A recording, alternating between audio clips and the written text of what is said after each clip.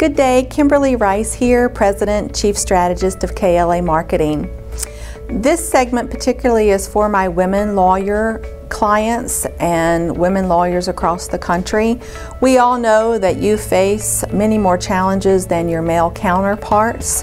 That is why KLA Marketing has designed a special service entitled Women in Law Rainmaker Forum. I serve as a coach facilitator. We delve deep into our women lawyer business challenges and help you to learn, grow, connect, and share with your colleagues in our Rainmaker Forum. We invite you to check it out online with our video library. I know it will be something that would be of use to you in your practice as you're developing your prosperous business. One of the things that I say all the time to my women lawyer clients is there absolutely is a way that you can create the career of your dreams by charting your own course. Check back often. We're always adding new clips, and we look forward to working with you soon. Thank you. Hello everybody, Cindy Greenway here with another episode of Wednesday Wisdom for Women Lawyers. I'm here with Kimberly Rice, the principal of KLA Marketing and founder of the Women in the Law Rainmaker Forum. Kimberly, I have a question here for you today, a little bit different than some of the others we've had, but it says, I know that creating content is important to building my reputation as a women lawyer. My law firm does not allow us to work with external writers to create new written content. What are your thoughts on this and any ideas? Well, I think it's an excellent question, Cindy. I mean, I have to think, what do I think about this? I think that it's almost indicative of why law firms and the legal services with respect to marketing finds itself a generation behind. There's rarely a legal services provider that doesn't say that, especially if they work with, accounting firms, financial services firms. And I think that my first response is whomever or whatever committee or whatever person ultimately makes those types of decisions doesn't fully understand the process. Mm-hmm. Oftentimes as a marketer, I've heard this before, lawyers are criticized for using legal jargon that people don't understand because it kind of creates this little club environment, and same thing for marketers. We can talk about blogging and, SEO and all these things that, we know what all that means, and sometimes our clients the lawyers don't. So my experience tells me that when people don't understand something, they dismiss it or they kind of disparage it in some way instead of being open to learning. What I know for sure, and we do this, you and I do this every day in our respective practice, is content marketing is the surest, fastest way to develop and grow a strong reputation on the internet where more people than ever, prospective clients, referral sources, etc., are hopping on to find their legal services. And, how many times have we heard, well, people aren't making their hiring decisions just from looking at your bio? Well, that may or may not be the case, depending on your area of practice.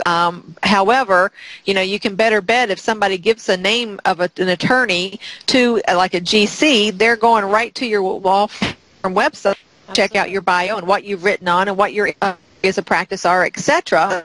And isn't it a shame that, I tell clients all the time, I don't want you to write. I don't want you to write a blog. I don't want you to write these long articles. This is not the best use of your time. You should be doing two things only, and that is providing extraordinary service client and developing that deep, long client relationship and being the face of your firm, representing the firm in your brand, because that's something only an attorney can do. Everything else can be delegated or outsourced. There are plenty of highly skilled professional writers, many lawyer writers who have chosen not to practice law, but instead write content, blogging or website content, etc. I know I work with them almost every day all over the country.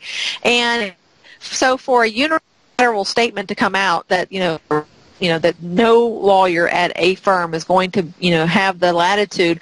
They would rather have no content attributed to that lawyer than to have content that that lawyer, he or herself, did not write, specifically, regardless of the fact of anything that would be drafted on her or his behalf would be reviewed for factual accuracy, and it would be just ghostwrited. And then, of course, you always have non-disclosure statements or confidentiality agreements with whomever you work with, So I don't understand that reasoning.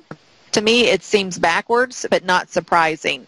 So I would tell this woman attorney to keep up the good fight, to rally those attorneys within firms, and perhaps look for an ally in a partner, maybe a marketing partner or a partner on the management committee, or a high-power rainmaker to, join with her on overcoming this, what I think is misguided, uneducated point of view.